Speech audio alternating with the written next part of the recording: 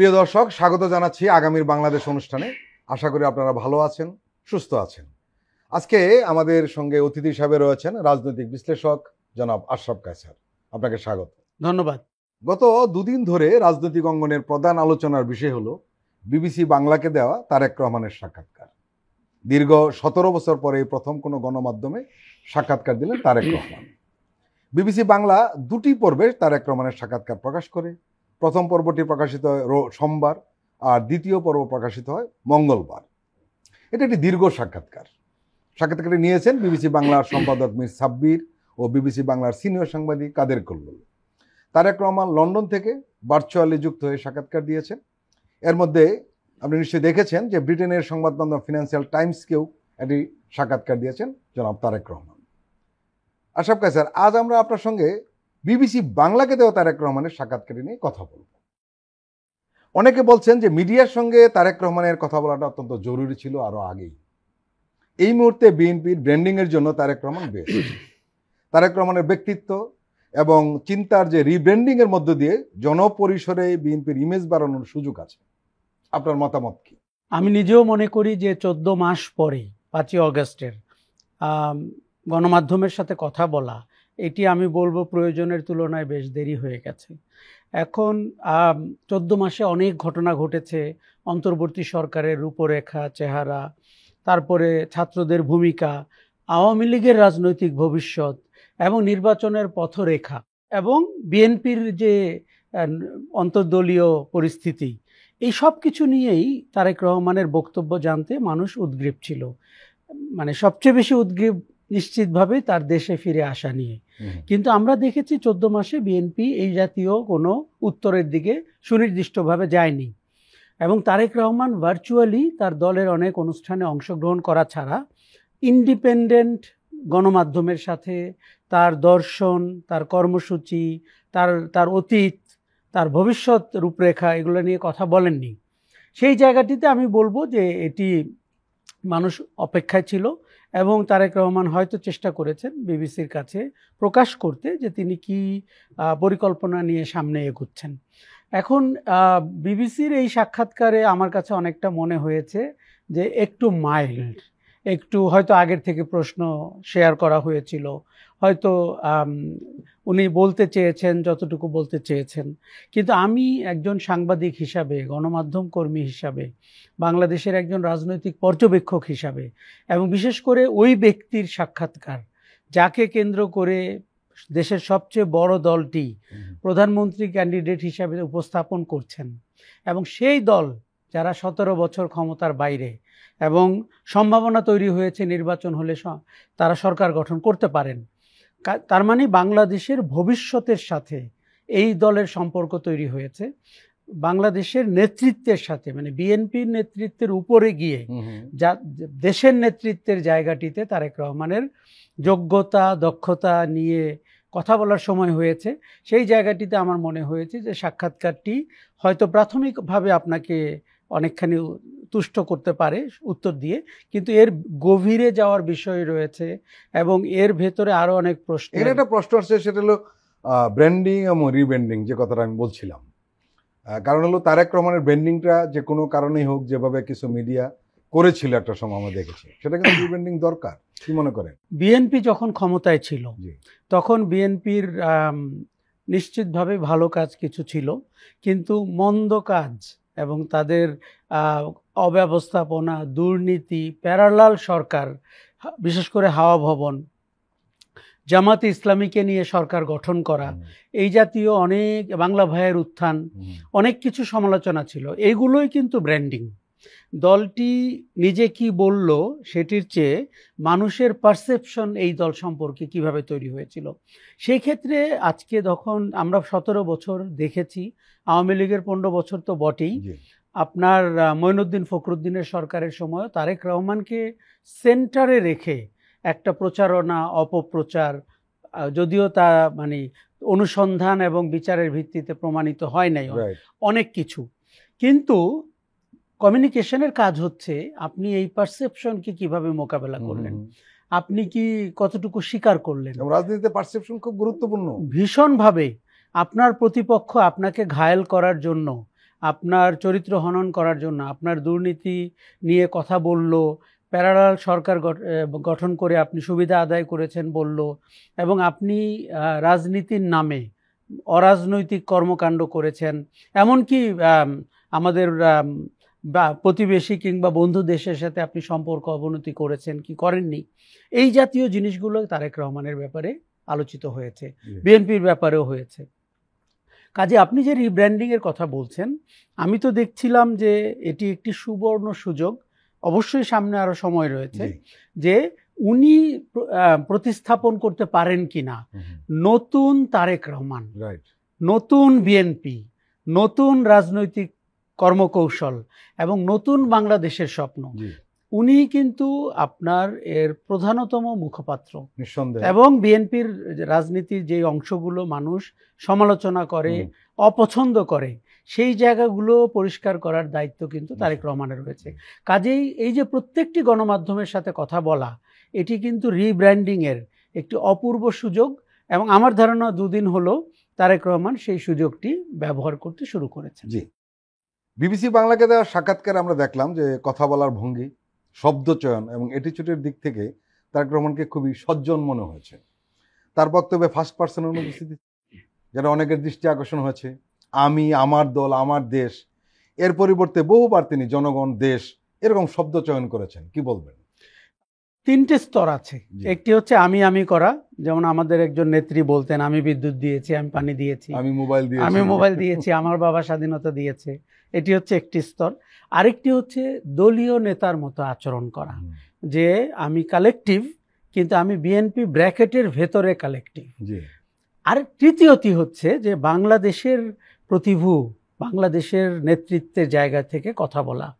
তারেক রহমান চেষ্টা করেছেন বিবিসি বাংলার সাথে বাংলাদেশের নেতৃত্বের জায়গা থেকে কথা বলতে, কেননা তার সামনে চ্যালেঞ্জ কিন্তু বিএনপির নেতৃত্ব না। বিএনপির নেতৃত্বে উনি আছেন প্রায় 15 বছর। কাজে তার সামনের চ্যালেঞ্জ হচ্ছে বিএনপির বাইরেও যারা রাজনীতি ঘনিষ্ঠ, যারা আগামী নির্বাচনে ভোট দেবেন, যাদের ভোটে বিএনপি ক্ষমতায় আসবে কিংবা আসবে না, তাদেরকে সন্তুষ্ট করা যে তার দিকদর্শন আছে এবং বাংলাদেশের স্বার্থ উনি চিন্তা করছেন। উনি কালেকটিভ আচরণের কথা বলেছেন, এবং দলের ভেতরেও এই দেশে কিন্তু আমিত্ব প্রধান দল। আপনি জানেন মূল নেতৃত্বকে যেভাবে স্তুতি করা হয়, এটি অনেক সময় দেখতেও কেমন খারাপ লাগে। সেই জায়গাটিতে বলা যে এমনকি তার প্রধানমন্ত্রিত্ব ক্যান্ডিডেন্সি অথবা তিনি প্রধানমন্ত্রী হবেন কিনা সেটি দল ঠিক করবে যদি তারা নির্বাচিত হন। কাজেই এই কথাগুলোর মধ্যে আমরা একটি ব্রিটিশ কায়দায়, একটি বিলেতি কায়দার গণতন্ত্রের গন্ধ পাই, যেখানে আপনি খেয়াল করবেন যে পরাজয়কে স্বীকার করা হয়, যেখানে দায় নেওয়া হয়। এই সব কিছুই আমাদের রাজনীতির উল্টোটা। এখানে দায় নেওয়া হয় না, এখানে বলা হয় ষড়যন্ত্র করে আমাকে হারিয়ে দেওয়া হয়েছে, এখানে বলা হয় কারচুপি করা হয়েছে। কাজেই তারেক রহমানকে আমরা একটি রূপান্তরিত নেতৃত্বের জায়গায় দেখতে পাচ্ছি, এবং সেটি এককভাবে নাকি কালেকটিভভাবে, সেটির উত্তর আমরা আগামীতে খুঁজব বিএনপির ভেতরে। একজন রাজনৈতিক বিশ্লেষক বলছেন যে আওয়ামী লীগের সময়ে ব্যক্তিগতভাবে তিনি এবং তার পরিবার যে জুলুমের মধ্য দিয়ে গেছেন, ইমোশনালি সেটা টাচ করেছেন এই ইন্টারভিউতে, এবং এই জুলুমকে আরও মানুষের অভিজ্ঞতার সাথে মিলিয়েছেন। এই অংশটুকু কিন্তু অসাধারণ ছিল। আওয়ামী লীগের বিচারের ব্যাপারে বেশ স্পষ্ট বক্তব্য দিয়েছেন, অন্যান্য রাজনৈতিক দলের ব্যাপারে পলিটিক্যাল ডিসেন্সি মেনটেন করেছেন তার ইন্টারভিউতে, যেটা এই সময়ে তার মতো রাজনীতিবিদদের কাছ থেকে অনেকেরই কাম্য। কি বলবেন? অনেকেরই কাম্য, এবং এটি আগামী রাজনীতির পথ নির্দেশনা। কারণ 5ই আগস্ট আমরা বলছিলাম যে শেখ হাসিনার বিদায় মানুষ চেয়েছিল, আবার 5ই আগস্ট একটা নতুন রাজনীতি মানুষ দেখতে চেয়েছিল। সেই পুরনো চেহারাটা না। আপনি পার্লামেন্টে গিয়ে মানে ক্ষমতার অপব্যবহার করবেন, দুর্নীতি করবেন, সুশাসন করবেন না, বিরোধী মতকে দমন করবেন, এবং আপনি নাগরিক সমাজকে হেয় করবেন, এগুলো কিন্তু আপনার পেছনে ফেলে আসা বাংলাদেশ। তার মানে আগামীর বাংলাদেশটি হচ্ছে যে আপনি ইনক্লুসিভ হবেন এবং আপনি ভিন্ন মতকে সাধুবাদ জানাবেন। তারেক রহমান বলেছেন যে উনি মিম পছন্দ করেন, উনি কার্টুন পছন্দ করেন। এই কথাগুলো আমাদের রাজনীতির জন্য খুব জরুরি। তার পরিবারের উপরে এবং তার নিজের জীবনের উপরে এবং বেগম খালেদা জিয়ার উপরে আওয়ামী লীগ শাসন, এমনকি 2 বছরের আপনার সেনা সমর্থিত সরকার যে আচরণ করেছে, এটি রাজনৈতিক ইতিহাসে নির্মমতার ইতিহাসেও নিঃসন্দেহে। একটি আমার মনে হয় খুব করুণ উদাহরণের মতো। এবং আমার সাথেও তার ব্যক্তিগতভাবে বছর খানেক আগে দেখা হয়েছিল। আমি তাকে একই প্রশ্ন করেছি মাস তিনেক পরে বোধহয় মাস নাকি? 3 পরে, যে প্রতিহিংসার জায়গাটিতে উনি এখন কোথায় দাঁড়িয়ে, কেননা আমরা সবাই তার উপরে নির্যাতনের গল্প জানি। উনি আমাকে তখন বলেছিলেন যে প্রতিহিংসা আগামীর রাজনীতি না, ক্ষমা করে দেওয়া আগামীর রাজনীতি, এবং আমার মনে হয় ইনক্লুসিভনেস নিয়ে আসতে পারাটা আগামীর রাজনীতি। বিবিসি বাংলার সাথেও আমরা দেখতে পেলাম উনি বরং তার কষ্টের যে জায়গাটা সেটা সহমর্মী হতে চেয়েছেন বাংলাদেশের হাজারো পরিবারের সাথে, রাইট। যারা গণ অভ্যুত্থানে, গণ আন্দোলনে, এমনকি কোনো কারণ ছাড়াই আওয়ামী নির্যাতনের শিকার হয়েছেন। এই দিক থেকে তারেক রহমানকে আমার দেখুন, রাজনীতিবিদ তারেক রহমানের জন্য গত 17 বছর একটা আপনার পাঠশালায় অধ্যয়নের মতো, তাও বিলেতে থাকা, তাও আপনার পশ্চিমা গণতন্ত্রকে উপলব্ধি করতে পারা। কাজেই আমরা কিন্তু তার ভেতরে ট্রান্সফরমেশন দেখতে চাই, যে তার ভেতরে নেতৃত্ব কতটা এগুলো, ভিন্ন মতের প্রতি সহনশীলতা কতটা এগুলো, এবং তিনি দেশের ইস্যুকে দলের এবং ব্যক্তির ইস্যুর উপরে তুলে ধরতে পারেন কিনা। এই ইন্টারভিউতে তার একটা আমরা ঝলক দেখতে পাই। এখন কেন আমি ঝলক বলছি, কেননা আমরা দীর্ঘদিন বা আগামী 5 বছর 7 বছর দেখতে চাই এই কথাগুলোর অনুরণন তাদের কাজে হয় কিনা। আমরা যেখানে অতীতে হতাশ হয়েছি যে অনুরণনটি কাজে হয়নি, যে একটা মনে হয়েছে যে ছেলে ভুলানো কথার মতো করে নির্বাচনে মানুষ আসে, দলের স্তুতি গায়, এবং পরবর্তীতে আমরা সেই লোকগুলোকে সেই চেহারায় দেখতে পাই যেটি আমরা চেয়েছিলাম না। কাজেই সময় বলে দিবে তার এই ঝলক একটি চিরস্থায়ী আলোয় রূপান্তরিত হয় কিনা। আশরাফ কায়সার, বাংলাদেশের পররাষ্ট্রনীতি কি হবে এটা নিয়ে বিভ্রান্তি রয়েছে, আর এই বিভ্রান্তিটা আরো বেশি তৈরি হয়েছে গত 15 বছরে। আসলে বাংলাদেশের পররাষ্ট্রনীতি বলতে কিছুই ছিল না, দিল্লির নীতি ছিল শেখ হাসিনার পররাষ্ট্রনীতি। এই কূটনীতির ক্ষেত্রে বিএনপির মূলনীতি কি হবে, বিবিসি এরকমই প্রশ্ন করেছে। এর জবাবে তারেক রহমান বলেছেন যে বিএনপির মূলনীতি একটাই, সবার আগে বাংলাদেশ। কূটনীতির ক্ষেত্রে বিএনপি নীতি সবার আগে বাংলাদেশ, আমার জনগণ, আমার দেশ, আমার সার্বভৌমত্ব। এটিকে অক্ষুণ্ণ রেখে একটি স্বার্থ বিবেচনা করে এই স্বার্থকে অটুট রেখে বাকি সবকিছু। এরপর বিবিসি আবার পাল্টা প্রশ্ন করেছিল, এটাকে বৈশ্বিক রাজনীতির একটা প্রভাব বলা যায়? কারণ আপনি যদি বিভিন্ন দেশে দেখেন, এমনকি ডোনাল্ড ট্রাম্পও আমেরিকা ফার্স্ট একটা স্লোগান দিয়ে এসেছিলেন। জবাবে তারেক রহমান কিন্তু স্পষ্ট বলেছেন যে ওদেরটা ওরা বলেছে, আমি ভাই বাংলাদেশি, আমার কাছে বাংলাদেশের স্বার্থ বড়, আমার কাছে বাংলাদেশের মানুষের স্বার্থ বড়। কাজে কে কি বলল, সবার আগে বাংলাদেশ। সিম্পল, কমপ্লিকেটেড করার কিচ্ছু নেই, সিম্পল ব্যাপার। এই যে কূটনীতির ক্ষেত্রে বা পররাষ্ট্রনীতির ক্ষেত্রে তারেক রহমানের স্পষ্ট জবাব, এটিকে আপনি কিভাবে দেখছেন? বিএনপির রাজনীতিতে আমরা এই অবস্থান কখনো এত স্পষ্ট আগে পাইনি। বিএনপি যখন ক্ষমতায় ছিল, বিএনপি যখন বিরোধী দলে ছিল, তারেক রহমানের নেতৃত্ব কিংবা বেগম খালেদা জিয়ার নেতৃত্ব, বিশেষ করে ভারতের ব্যাপারে এই অবস্থানটি আমরা অতীতে কখনো এত জোরালোভাবে দেখতে পাইনি। আরেকটা জিনিস দেখতে পাইনি যে যদিও জিয়াউর রহমান বিএনপির প্রতিষ্ঠার সময় বাংলাদেশপন্থী একটি রাজনীতির ডাক দিয়েছিলেন, এবং উনি কিন্তু কালচারালি বাংলাদেশপন্থী কালচারের ডাক দিয়েছিলেন, যেটি ভারতীয় উপনিবেশ না, পশ্চিমবঙ্গের কলোনি না, এবং সেখান থেকে বাংলাদেশ বিচ্যুত হয়ে গেছে জিয়াউর রহমানের মৃত্যুর পরে। কিন্তু এই প্রথম তারেক রহমানকে দেখতে পাচ্ছি যে উনি বাংলাদেশপন্থী একটি রাজনীতির ডাক দিচ্ছেন, এবং কূটনীতির অংশটি কিংবা পররাষ্ট্রনীতির অংশটি সেই বাংলাদেশপন্থী রাজনীতিরই অংশ। দেখুন, আজকে ডোনাল্ড ট্রাম্পের কথা আপনি বলছিলেন, এমনকি নরেন্দ্র মোদী, আমরা তাকে পছন্দ করি বা না করি, ভারতও কিন্তু একটা ভারতপন্থী রাজনীতির ডাক দিয়েছে। তিনি আহ্বান জানিয়েছেন যে বিদেশি পণ্য কম ব্যবহার করে ভারতীয় পণ্য বেশি ব্যবহার করতে। কারণ বিশ্ব কূটনীতি এখন যেখানে চলে যাচ্ছে, আপনি যত স্বয়ংসম্পূর্ণ হবেন আপনার প্রোডাক্ট এবং সার্ভিসেস নিয়ে, আপনি তত পাওয়ারফুল নেশন।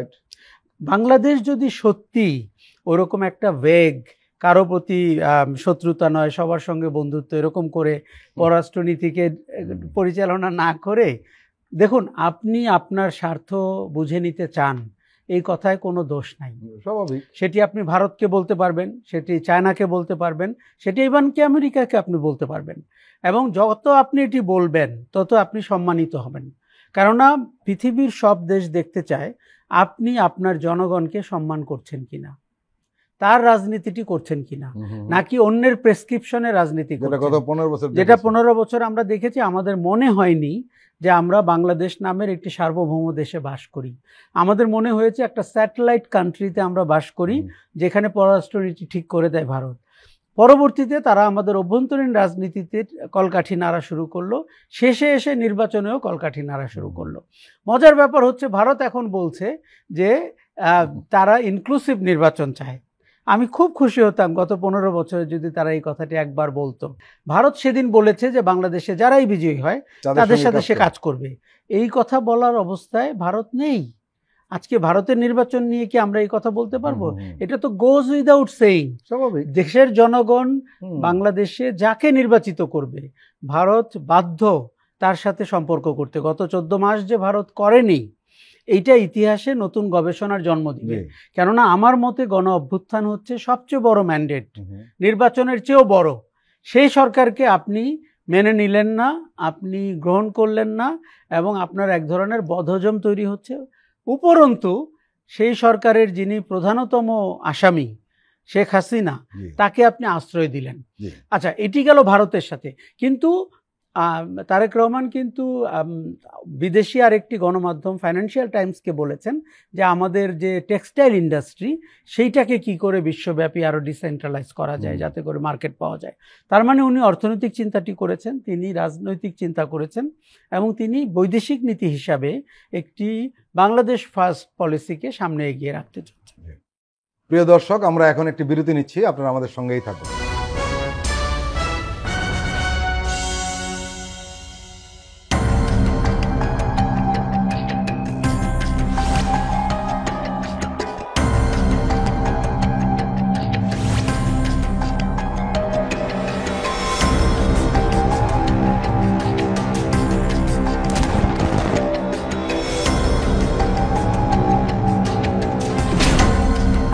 ফ্যাসিবাদের দিনলিপি, গবেষণা ও উপস্থাপনা সাইদ খান, প্রযোজনা আফরোজা সুলতানা ও মামুন মাহমুদ। দেখবেন প্রতি রবি থেকে বৃহস্পতিবার সন্ধ্যা 7টায়।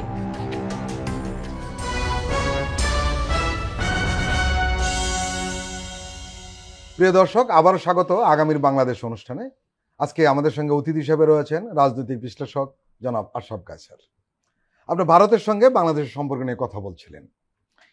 এই বিষয়ে বিবিসি জনাব তারেক রহমানকে একটি প্রশ্ন করেছিলেন যে 5ই আগস্টে আওয়ামী লীগ সরকার পতনের পর এবং শেখ হাসিনা দিল্লিতে গেছেন এবং সেখানে আছেন, ভারতের সাথে একটি সম্পর্কের শীতলতা দেখা গেছে গত 1 বছর ধরে।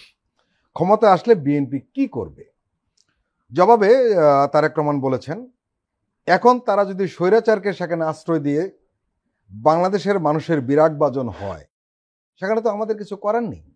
এটা বাংলাদেশের মানুষের সিদ্ধান্ত নিয়েছে যে তাদের সাথে শীতল থাকবে। সো আমাকে আমার দেশের মানুষের সাথে থাকতে হবে। তারেক রহমানের এই যে স্পষ্ট জবাব ভারতের ব্যাপারে, সেটাকে কিভাবে দেখছেন? সেটি আমার কাছে খুব জরুরি মনে হচ্ছে।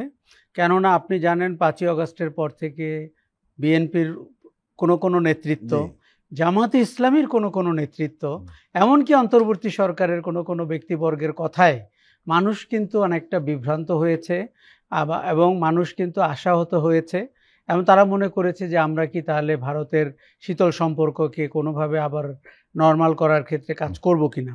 তারেক রহমানের এই বক্তব্যে কিন্তু পরিষ্কার হয়েছে। দেখুন, একজন জননেতা, তার জনগণের পক্ষে থাকা ছাড়া তার দ্বিতীয় কোনো অল্টারনেটিভ নাই। আচ্ছা, এই যে সম্পর্কটি শীতল হয়েছে, এর দায় তো বাংলাদেশের না, মোটেই না, এর দায় ভারত সরকারের। এবং আমি ভারতীয় জনগণ আর ভারত সরকারকেও আলাদা করে দেখতে চাই। এর দায় ভারত মোদী সরকারের। তারা যদি শেখ হাসিনাকে আশ্রয় না দিত, তারা যদি ছাত্রদের গণ অভ্যুত্থানকে মনে প্রাণে মেনে নিত এবং তারা যদি সারা পৃথিবীতে অপপ্রচার না করত যে তালেবানরা ক্ষমতায় চলে এসছে, তাহলে কিন্তু সম্পর্কটি শীতল হতো না। অতএব এই অ্যাক্ট তারা করেছেন, এটিকে সুস্থতায় আনা তাদের কাজ। আচ্ছা, এখন যখন আপনি এই কাজ করেছেন একটি রাষ্ট্রের বিরুদ্ধে, তার জনগণ যদি আপনার প্রতি বিষোদ্গার পোষণ করেন এবং তার জনগণ যদি মনে করেন যে ভারতের সাথে আমাদের সম্পর্ক স্বাভাবিকীকরণের সুযোগ কম, সেটি আমার মনে হয় যেই রাজনীতি ধারণ করবে সেই রাজনীতি সুবিধাজনক জায়গায় থাকবে এবং সেই রাজনীতি জনগণের রাজনীতি হিসেবে আগামী দিনে প্রমাণিত হবে। আমরা দেখলাম মূলত তারেক রহমান পিপুল উইল বলে যে একটা কথা আছে, জনগণের ইচ্ছা, সেটাকে উনি প্রাধান্য দিয়েছেন। আপনি এটি কিন্তু খুব সিগনিফিক্যান্ট কথা। জি। কেন? অতীতে আমরা দেখেছি অন্যকে তুষ্ট করে ক্ষমতায় আসা, সেটি ভারত হোক, সেটি পশ্চিমা বিশ্ব হোক, সেটি চায়নার অর্থনীতি ইত্যাদি ইত্যাদি, যাই হোক, তারেক রহমান কিন্তু তিনি জানেন যে আগামী নির্বাচনে বিএনপির ভবিষ্যৎ সবচেয়ে উজ্জ্বল এবং তিনিই প্রধানমন্ত্রী ক্যান্ডিডেট বিএনপির। কিন্তু সে ভারতের মতো একটি শক্তিশালী প্রতিবেশীর ব্যাপারে এই কথা দিবালোকের মতো পরিষ্কার করে বললেন যে জনগণের অবস্থানের বাইরে তার কোনো অবস্থান নাই। কেননা আমাদের দেশের রাজনীতি দুই ধারায় প্রবাহিত, একটি হচ্ছে জনগণের রাজনীতি, আরেকটি হচ্ছে যে আপনার যোগ সাজসের রাজনীতি, যে আপনি ভারতকে কতটা তুষ্ট করবেন এবং কতটা ডিপ স্টেটকে করবেন, কতটা অন্যান্য শক্তিগুলোকে করবেন। তারেক রহমান অতীতে অনেক সময় সরকারের ঘনিষ্ঠ ছিলেন, এবার মনে হচ্ছে তিনি অনেক পরিচালিত, অনেক সাহসী এবং অনেকখানি পরিষ্কার যে কিভাবে রাজনীতিটাকে লম্বা করা যায়, সাস্টেনেবল করা যায় এবং মানুষের মনের কথাগুলো রাজনীতির ভাষায় প্রকাশ করা যায়। তারেক রহমান মিডিয়া নিয়ে কিছু কথা বলেছেন, আর আপনি জানেন যে এখন মিডিয়া আসলে শুধু মূলধারার মিডিয়ার প্রসঙ্গ আসে না, সামাজিক যোগাযোগ মাধ্যমে একটি বড় প্রশ্ন হয়ে দাঁড়িয়েছে। আপনি নিশ্চয়ই ইতিমধ্যে একটা খবর দেখেছেন, অনেক জায়গায় লেখালেখি হয়েছে যে এখন 60 থেকে 70% মানুষ সোশ্যাল মিডিয়া থেকে খবর সংগ্রহ করে এবং এদের বেশিরভাগ হলো তরুণ। ওই সাক্ষাৎকারে আমরা জানতে পারলাম যে সোশ্যাল মিডিয়াতে নানা ধরনের যে মিমস তৈরি হয়, তারেক রহমান সেটা এনজয় করেন। এবং আপনি এটা নিশ্চয়ই জানেন যে এটা শুধু 5ই অগাস্টের পর এনজয় করেন তা নয়। বিএনপি যখন 2001 থেকে 6 পর্যন্ত ক্ষমতায় ছিল, তখন কিন্তু কি ছিল, সোশ্যাল মিডিয়াবিহীন একটা যুগ ছিল। কিন্তু ওই সময় যে কার্টুন আঁকা হতো, বিএনপি কিন্তু সেটা মেনে নিয়েছে, কখনো এর প্রতিবাদ করেনি এবং এই কারণে কাউকে বিদেশ চলে যেতে হয়নি, কোনো সাংবাদিককে কাউকে জেলে যেতে হয়নি। উনি মূলধারার সংবাদ মাধ্যমের স্বাধীনতার কথা বলেছেন এবং উনি এই কথাগুলি বলেছেন যে যারা এখন অনেকে প্রবাস জীবনযাপন করতে হয় সাংবাদিকদেরকে, সেটা বিএনপির আমলে করতে হয়নি। এই যে বিএনপির মিডিয়া নিয়ে তারেক রহমানের ভাবনাটা আপনি কিভাবে দেখছেন? প্রথমত আমি কিন্তু বলবো না যে বিএনপির আমলে গণমাধ্যম আক্রান্ত হয়নি, একেবারেই। এমনকি আমরা বেশ কিছু জেলা শহরের কথা জানি, সেখানে বিএনপিপন্থী সাংবাদিকতা, বিএনপির বিরুদ্ধে সাংবাদিকতা অথবা জেলার যে এমপি তাকে নিয়ে রিপোর্ট করতে গিয়ে স্থানীয় পর্যায়ে কোনো সাংবাদিক যে আক্রান্ত হয়েছেন, এগুলো ঘটেছে। কিন্তু গত 15 বছরে যে মহামারী আকার ধারণ করলো এবং সেটিকে আমরা বিএনপির আমলে হতে দেখিনি। আচ্ছা, দ্বিতীয় কথা বলি, কার্টুনের ক্ষেত্রে বাংলাদেশে একজন নামকরা কার্টুনিস্ট, উনি বিএনপির পুরো প্রায় 4-5টি বছর জুড়ে বিএনপির নেতা নেই যাকে নিয়ে কার্টুন করেনি। উনি গত 15 বছরে অনেকটা কর্পূরের মতো উড়ে গেলেন সমাজ থেকে এবং তাকে আমরা কোনো কার্টুন করতে দেখলাম না, কোনো মিমস করতে দেখলাম না, এরকম। আচ্ছা, উনি গণমাধ্যমের পক্ষে বলেছেন, এটি আমি সাধুবাদ জানাই। এটি কিন্তু ঠিক যে তারেক রহমানকে নিয়ে অনেক অপপ্রচারে মূলধারার অনেক গণমাধ্যম সক্রিয়ভাবে অংশগ্রহণ করেছেন।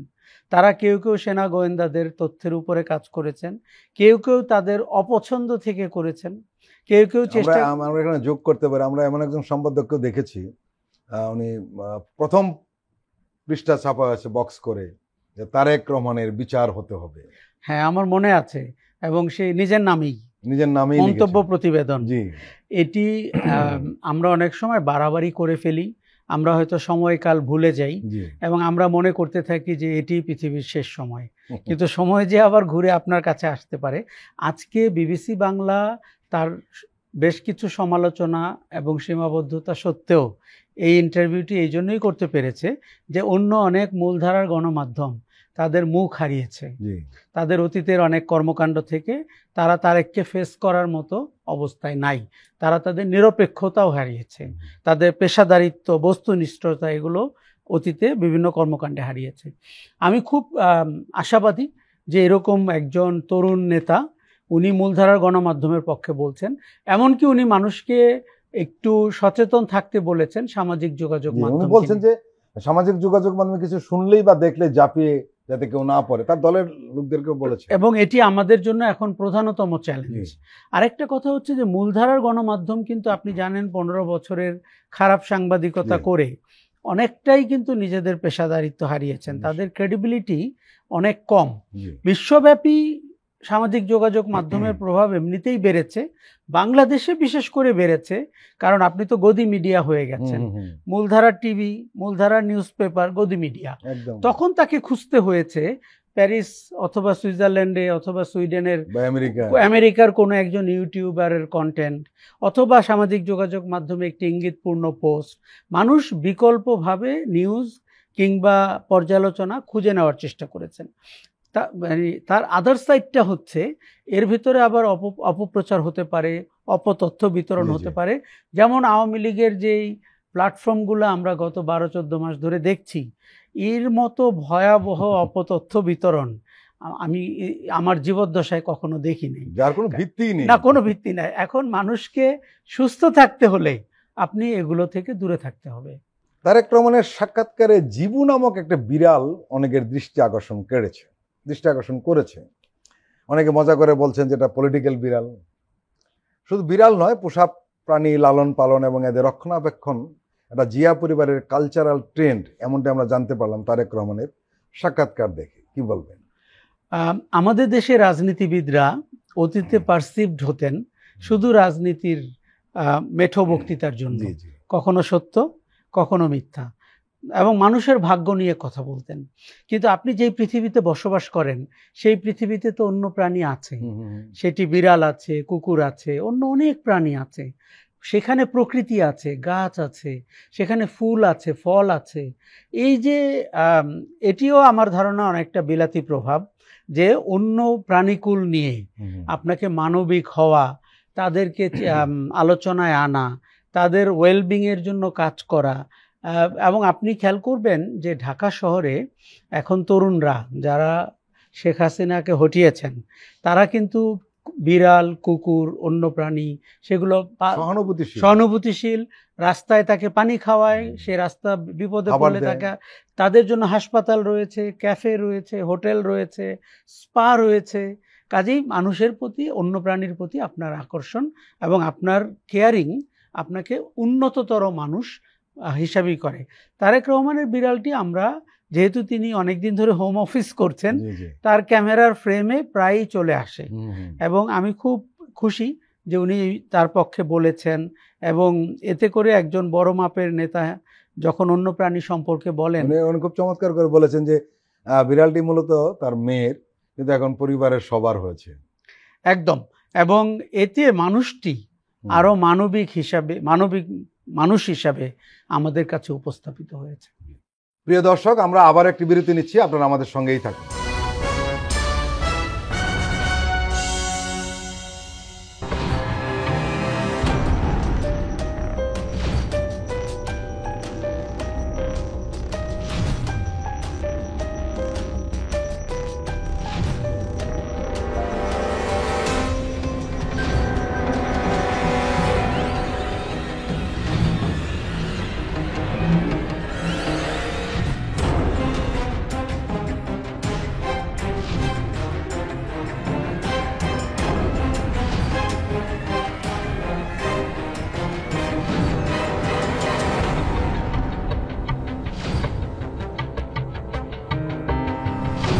কেমন আছে অর্থনীতি দেখবেন প্রতি সোম ও মঙ্গলবার রাত 10:20।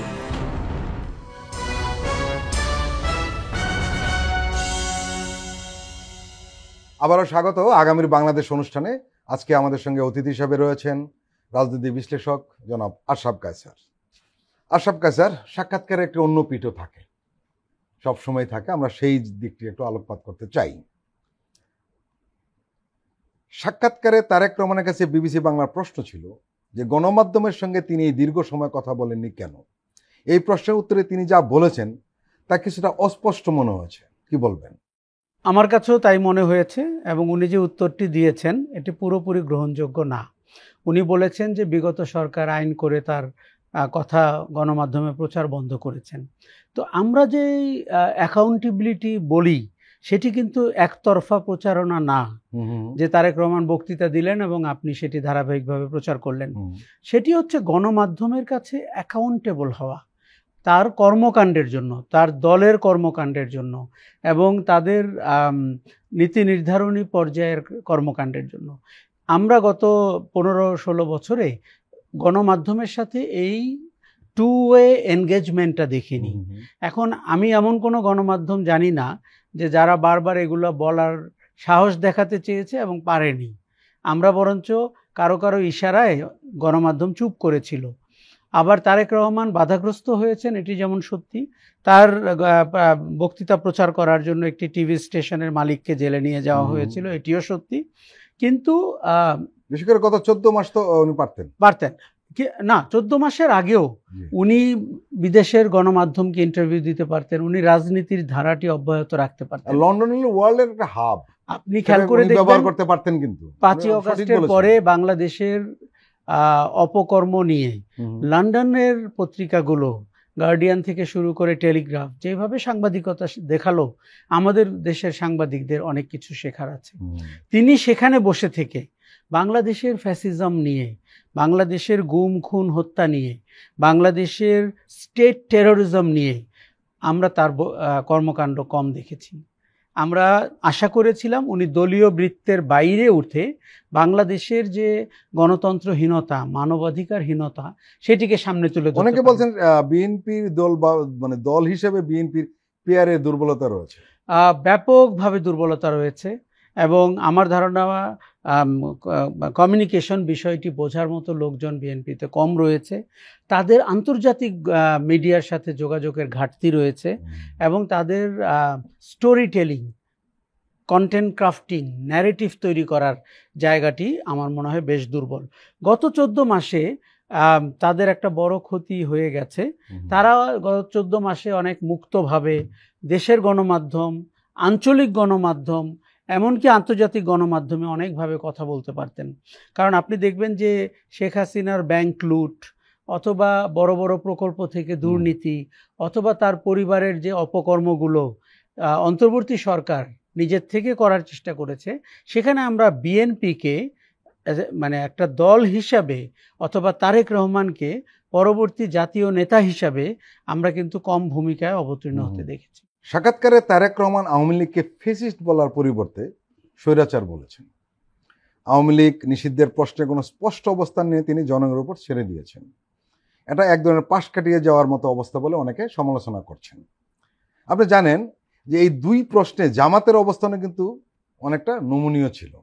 অতীতে জামাতের আমিরের আওয়ামী লীগকে ফেসিস্ট না বলা এবং নিষিদ্ধের ব্যাপারে স্পষ্ট অবস্থান না থাকার অবস্থান নিয়ে অনেকে সমালোচনা করেছেন। বিষয়টি কিভাবে দেখছেন? আমি মনে করি যে আওয়ামী লীগের অপশাসনের সবচেয়ে কাছের দলগুলো হচ্ছে দুটি, বিএনপি এবং জামাত। বিশেষ করে জামাতের উপরে যে নির্যাতন হয়েছে, এবং বিএনপির উপরে সংখ্যার দিক থেকে মানে বিএনপির রাজনীতিকে বিলীন করে দেওয়া, এটির যে তৎপরতা আমরা দেখেছি, সেই তুলনায় এই দুটি দল কিন্তু আপনার এই ন্যারেটিভটা বাজারে আনতে ততটা সমর্থ হয়নি। তখন আমরা দেখতে পাই রাজনৈতিক দল হিসাবে যে প্রতিষ্ঠান গড়ে ওঠার যে অভাব আমরা বারবার বলি, তার একটা বড় কারণ কিন্তু এটা, যে আপনি ক্ষমতায় যেতে চান অন্যকে হটিয়ে, এটি আমাদের কাছে পরিষ্কার, এবং আপনিও কিছু মিথ্যার প্রতিশ্রুতি দিয়ে ভোট পেতে চান। কিন্তু রাজনৈতিক দল হিসাবে ধরেন, আপনি যদি ব্রিটেনের কথাই ধরেন, সেইখানে যেভাবে প্রতিদ্বন্দ্বীর ব্যাপারে অ্যানালিসিস করা হয়, বিকল্প প্রস্তাবনা দেওয়া হয়, চুলচেরা বিশ্লেষণ করা হয়, আমি তো মনে করি যে টিউলিপের আগামীতে আরও কিছু ঘটার সম্ভাবনা আছে, আমি অপেক্ষমান। সেই জায়গাটিতে আমরা বিএনপি জামাতকে দেখতে পাইনি। আর শব্দ কিন্তু খুব বড় বিষয়। আপনি কি করে একজন ফ্যাসিস্টকে শুধুমাত্র স্বৈরাচার বলে? এখানে কিন্তু আপনি নিশ্চয়ই জানেন যে আওয়ামী লীগকে অনেকে ফ্যাসিস্ট বলতে চান না, তারা বলেন মাফিয়া গং। কারণ মাফিয়ার যে চরিত্র, বিশেষ করে গডফাদার বললে যেরকম চরিত্র বোঝা যায়, আওয়ামী লীগের চরিত্র সেরকমই ছিল। দেখুন, কিন্তু সেখানে স্বৈরাচার অনেক হয়ে যায় আর কি, নরম হয়ে যায়। স্বৈরাচার অনেক প্রাথমিক স্তরের বিশেষণ, এবং অতীতে আমাদের কাছে এরশাদ ইত্যাদি স্বৈরাচার থাকার পরে আমরা যদি আবার হাসিনাকে স্বৈরাচার বলি তাহলে জাস্টিসটি করা হয় না, এক।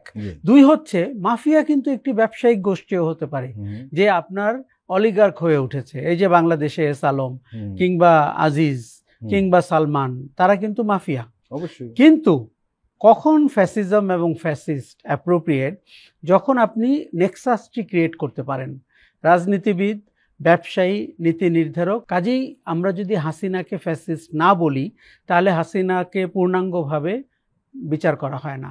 আপনি রাজনীতিতে থেকে বিভিন্ন মতলবে শব্দর চয়নের সময় নরম হয়ে উঠবেন, এটি বাংলাদেশের লোক কিন্তু ভালো চোখে দেখে। শব্দ চয়ন মারাত্মক জিনিস, ভীষণ মারাত্মক। আর শব্দ তো পারসেপশন তৈরি করে সাংঘাতিকভাবেই। কেননা আমরা তখন আরও 100 বছর বলতে পারবো যে কোন কোন উপসর্গ দেখলে আপনি বুঝতে পারবেন আপনি স্বৈরাচার থেকে ফ্যাসিজমের দিকে এগিয়ে যাচ্ছেন। কাজেই এটি আমার মনে হয় উনি অতটা সতর্কভাবে করেননি, করা উচিত। এবং বাংলাদেশের মানুষ গভীরভাবে লক্ষ্য করছেন যে রাজনৈতিক দলগুলো আওয়ামী লীগের ব্যাপারে কি আচরণ করে এবং কি শব্দ চয়ন করে। একজন রাজনৈতিক বিশ্লেষক বলেছেন যে জুলাই গণঅভ্যুত্থানের মাস্টার মাইন্ড বিষয়ে তারেক রহমান সঠিক কথাই বলেছেন। তিনি বলেছেন, জুলাই আন্দোলনে আমি কখনোই মাস্টার মাইন্ড হিসেবে দেখি না। এই আন্দোলন ছিল বাংলাদেশের জনগণের আন্দোলন। যারা গণতন্ত্রে বিশ্বাস করেন এই আন্দোলনের মাস্টার মাইন্ড কোনো দল, কোনো ব্যক্তি নয়। এই আন্দোলনের মাস্টার মাইন্ড বাংলাদেশের গণতন্ত্রকামী জনগণ।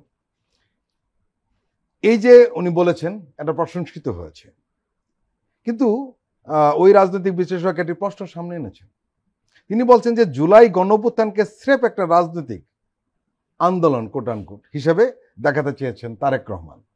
এই দৃষ্টিভঙ্গি তরুণ প্রজন্মের সাথে বিএনপির যে ট্রাস্টের টানাপোড়েন আছে সেটা আরো বাড়াবে। আপনার মতামত কি? মূল কথা হলো, উনি এটাকে গণঅভ্যুত্থান বলেননি, বিপ্লব নয়, বিপ্লব না গণঅভ্যুত্থান, উনি বলেছেন এটা আন্দোলন। এটা নিয়ে আসলে বিতর্কটা। জুলাইকে শুধু আন্দোলন বলা, আমরা যারা ঢাকা শহরে জুলাই অগাস্টে ছিলাম, এবং আমি দুঃখিত বলার জন্য, তারেক রহমান অনেক দিন দেশের বাইরে। আপনি যখন ভৌগোলিকভাবে দূরে থাকেন, আপনি ইতিহাসেও খেয়াল করবেন, আপনি উপলব্ধি করতে ব্যর্থ হন যা প্রবলতা অথবা মানুষের যে ইচ্ছা এবং আশা আকাঙ্ক্ষা। আমার ধারণা এই ক্ষেত্রেও তাই ঘটেছে। প্রথম কথা যে তারেক রহমানের নিজেরই জানার কথা, 15 বছর তারা আন্দোলন করেছেন এবং কোথাও কখনো কত মিজারেবলি তারা ফেল করেছেন। শেখ হাসিনা স্টেট অপারেটিভসগুলোকে নিয়ে এমন করে একটি সংঘবদ্ধ চক্র তৈরি করেছিলেন যেটি কোনো রাজনৈতিক আন্দোলন করে আপনি তার পতন ঘটাতে পারতেন না। তার পতন ঘটাতে হলে একটি গণ অভ্যুত্থান লাগতো এবং কখনো একটি বিপ্লবের প্রয়োজন ছিল। এবং যেই বিপ্লবে তাজা রক্ত দিতে হাজারো তরুণ রাস্তায় নেমেছিল এবং দিয়েছে। বিএনপি, দেখুন, আমি বিএনপির শক্তিমত্তা নিয়ে কোনো প্রশ্ন তুলছি না, কিন্তু এটি তো সত্যি তাদের মধ্যে জীবন দেওয়ার আগ্রহী মানুষ কম ছিল। এটি তো সত্যি তাদের আন্দোলন চোরাগলিতে হারিয়ে গিয়েছিল। এটি তো সত্যি যে তাদের ডাকে কিন্তু দলের বাইরে লোক রাস্তায় নামেনি।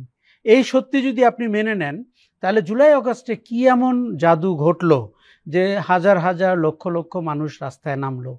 এক্ষেত্রেও তারেক রহমানকে মাঠে যারা ছিল, তার দলের কর্মীও হতে পারে, তাদের কাছ থেকে, তার দলের যে তৃণমূল পর্যায়ের কর্মীরা, তারা কিন্তু একদম কঠিনভাবে মাঠে ছিল।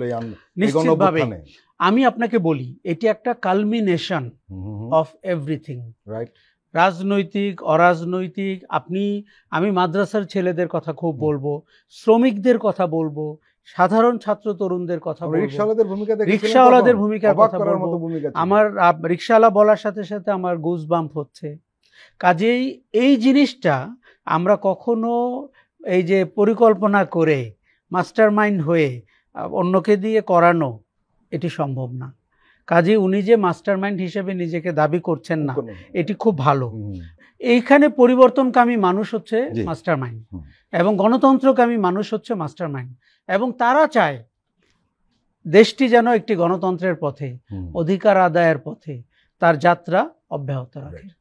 আশরাফ কায়সার, আমরা সবাই জানি যে বিবিসি বাংলা সাধারণত আওয়ামী লীগের যে বাংলাদেশ বিরোধী ফ্যাসিস্ট রাজনীতি সেটাকেই এন্টারটেইন করে বা এন্টারটেইন করতে পছন্দ করে। আওয়ামী লীগকে কীভাবে পুনর্বাসন করা যায় বিবিসি বাংলা সেই চেষ্টা করে যাচ্ছে, এটা স্পষ্ট। এটি সবসময় ভারতীয় সুরে কথা বলে, এটাও আমরা জানি। বাংলাদেশে বিভাজনের রাজনীতিকে প্রমোট করে এই আউটলেটটি।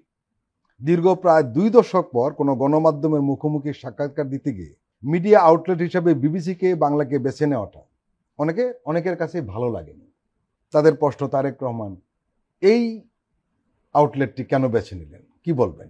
গত 14 মাস ধরে বিবিসি বাংলা অনেকভাবে সমালোচিত, জি, বিশেষ করে তার ট্রিটমেন্ট, তার কন্টেন্ট, তার সাবজেক্ট নির্ধারণ এবং একটি মোটিভেটেড মনে হয়েছে আমাদের অনেক সময় মনে হয়েছে একটি ইন্ডিপেন্ডেন্ট গণমাধ্যম যেভাবে নিজেকে অবস্থান তৈরি করে বা ধারণ করে, আমরা সবসময় মনে হয়েছে তারা পশ্চিমা ধাঁচের একটি ইনক্লুসিভ, মানে যদিও অতীতে পশ্চিমা দাসের কি, আমার তো মনে হচ্ছে ইন্ডিয়া দাসের। অফকোর্স, কারণ আমাদের এখানে তো পশ্চিমা ব্যাপারটা ঢোকে সোল এজেন্সি ইন্ডিয়া। রাইট। আচ্ছা, এই জায়গাটিতে বিবিসির অনেক কিছু আমি নিজেও সমালোচনা করেছি। কখনো কখনো আমি হোঁচট খেয়েছি, কখনো আমার মনে হয়েছে তারা প্রিম্যাচিওর কোনো সাবজেক্টের অবতারণা করতে যাচ্ছে, কখনো মনে হয়েছে তারা প্রভোগ করছে। আর দেখুন, বাংলাদেশ আওয়ামী লীগ রাজনীতি করতে পারবে কি পারবে না, নির্বাচনে অংশ নিতে পারবে কি পারবে না, এটি বাংলাদেশের জনগণ আইনের উপরে আমরা ছেড়ে দিতে চাই। কিন্তু আপনি যদি তার সহিংসতার বিচারে সোচ্চার না হন এবং তার অপরাধীদের টপ কমান্ডারদেরকে আপনি সোচ্চার না হন এবং তার অর্থনৈতিক অপরাধকে আপনি যদি সামনে তুলে ধরার চেষ্টা না করেন, তখন কিন্তু আপনার মতলবটি আমাদের কাছে পরিষ্কার হয়ে যায়। এই যে আজকে ফাইন্যান্সিয়াল টাইমস থেকে শুরু করে যে বড় বড় প্রতিষ্ঠানগুলো আপনার অর্থনৈতিক অপকর্ম নিয়ে অনুসন্ধানী রিপোর্ট করেছে, বিবিসি বাংলায় দেখেছেন? আমি তো দেখিনি। এই যে তার টপ কমান্ডাররা, মানে আসাদুজ্জামান কামাল, ওবায়দুল কাদের ইত্যাদি ইত্যাদি, তাদের উপরে বিবিসি বাংলার প্রোফাইলিং দেখেছেন? কিংবা যারা সংস্কৃত কর্মী ছিল এবং উস্কানিদাতা ছিল, দোষর ছিল, তাদের ব্যাপারে বিবিসি এই যে একদম নীরব, সাংঘাতিক। এই যে বাংলাদেশ ব্যাংক 11টি প্রতিষ্ঠান বা গ্রুপকে আইডেন্টিফাই করেছে, জেমকন গ্রুপ থেকে শুরু করে এস আলম, সালমান, এবং বলছে যে 12টি বিদেশি প্রতিষ্ঠানের সাথে চুক্তি করে ব্যাংকগুলো যেন পাচারকৃত অর্থ ফেরত আনতে পারে। বিবিসির মতো ফাইন্যান্স নেটওয়ার্কে আমি তো তার কোনো প্রতিবেদন পেলাম না। তখনই পক্ষপাতের অভিযোগটি আসে। আচ্ছা, কেন তারেক রহমান তাদেরকে ইন্টারভিউ দিয়েছেন? আমি আগেই বলছিলাম, বাংলাদেশের কোনো প্রভাবশালী মিডিয়া তাদের নিরপেক্ষতা হারিয়েছে অতীতে পক্ষপাতী মন্তব্য প্রতিবেদন করতে গিয়ে। তখন হয়তো বিবিসি বাংলাকে মনে হয়েছে অনেকটা গ্রহণযোগ্য তুলনামূলকভাবে। আরেকটা বিষয় সামনে আসছে যে কেউ কেউ বলছে যে বিবিসি বাংলা এমন কোনো প্রশ্ন করতে চায়নি যা তারেক রহমানকে বিব্রত করতে পারে। হয়তো তাদের টার্গেট ছিল তারাই প্রথম তারেক রহমানের সাক্ষাৎকার নিয়ে একটা ক্রেডিট অর্জন করবে, এ কারণে হয়তো তারা প্রয়োজনীয় অনেক প্রশ্ন করেনি, এড়িয়ে গেছে। আরেকটি কাজ করছে এই মিডিয়া আউটলেটটি। আপনাকে একটু আগে এই মিডিয়া আউটলেটের কয়েকটি বৈশিষ্ট্যের কথা আমি বলছিলাম। তারেক রহমানকে এমন কিছু প্রশ্ন করা হয়েছে তাতে কিন্তু আবার সেই বৈশিষ্ট্যগুলো সামনে আসে। যেমন তাদের একটি প্রশ্ন ছিল এরকম যে জামাতে ইসলামী কিছু দলকে নিয়ে কোট আনকোট বিএনপি বিরোধী একটি জোট করার ইঙ্গিত দিচ্ছে, সেটিকে আপনারা কি উদ্বেগ হিসাবে দেখেন কিনা, এরকম একটা প্রশ্ন ছিল।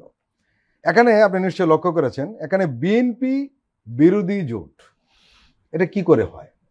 বিএনপি যে জোট করছে এটা কি জামাত বিরোধী জোট? মোটেই না। আসলে সঠিক কথাটা হওয়া উচিত যে নির্বাচনী জোট, কিন্তু বলে দিল যে বিএনপি বিরোধী একটি জোট। কি বলবেন? এখানেও শব্দ চয়নের হেরফের আমাদেরকে পরিষ্কার বলে দেয় আপনার এজেন্ডা কি, আপনি কি নিয়ে বাজারে নেমেছেন, কোথায় পৌঁছতে চান। রাইট। দেখুন, বাজারে আরো 4টি জোট হতে পারে, তাহলে এখন কে কার বিরোধী জোট? এটি তো গ্রামাটিক্যালি রং। আপনি বলবেন নির্বাচনী জোট। আজকে মাহমুদুর রহমান মান্নারাও গণতন্ত্র মঞ্চ নিয়ে একটি জোট করছেন, তারা কোন বিরোধী জোট? কাজেই এখানে যখন আপনি পক্ষপাত করছেন, আপনি একটি রাজনীতি করার চেষ্টা করছেন, বিভাজনের রাজনীতি করার চেষ্টা করছেন, এবং আপনি কোনো না কোনো মহল, প্রতিবেশী দেশ কিংবা অন্য কেউ তাদের মতো করে আমাদের রাজনীতিটাকে নিয়ন্ত্রণ করার চেষ্টা করছেন, যেটা আপনি এই দেশেই অনেক গণমাধ্যমকে দেখবেন অতীতে করেছে, কখনো কখনো তাদের তিক্ত অভিজ্ঞতাও হয়েছে। কাজেই বিবিসির এই ধরনের আচরণ আমাদেরকে আশাহত করে, কারণ আমরা মনে করতে চাই যে বিবিসি, আল জাজিরা, CNN এর মতো প্রতিষ্ঠানগুলো তারা যেন ইন্ডিপেন্ডেন্ট জার্নালিজমের প্রতিভূ হিসেবে আমাদের সামনে দাঁড়াতে পারেন। বিবিসি অনেক কারণে, শুধু বাংলাদেশ না, বিশ্বব্যাপী নিন্দিত এবং সমালোচিত। আপনি যদি গাজা ইস্যুতে তাদের ভূমিকা দেখেন, আপনি যদি ইসলামী বিষয়ে তাদের ভূমিকা দেখেন, ইসলামী বিশ্ব সম্পর্কে তাদের ধারণা দেখেন, তাদের অনেক সাংবাদিক চাকরি ছেড়েছেন এই বলে যে তারা এই দায় আর নিতে পারছেন না। কাজেই তাদের মুক্ত হতে চান এবং তারা ফ্রি মিডিয়াতে কাজ করতে চান। জনাব আশরাফ কায়সার, আপনি আমাদের দীর্ঘ সময় দিলেন, আপনাকে আন্তরিক ধন্যবাদ। অনেক ধন্যবাদ। প্রিয় দর্শক, আজকের অনুষ্ঠান আমরা এখানে শেষ করছি। আপনারা ভালো থাকবেন, সুস্থ থাকবেন। আল্লাহ হাফেজ।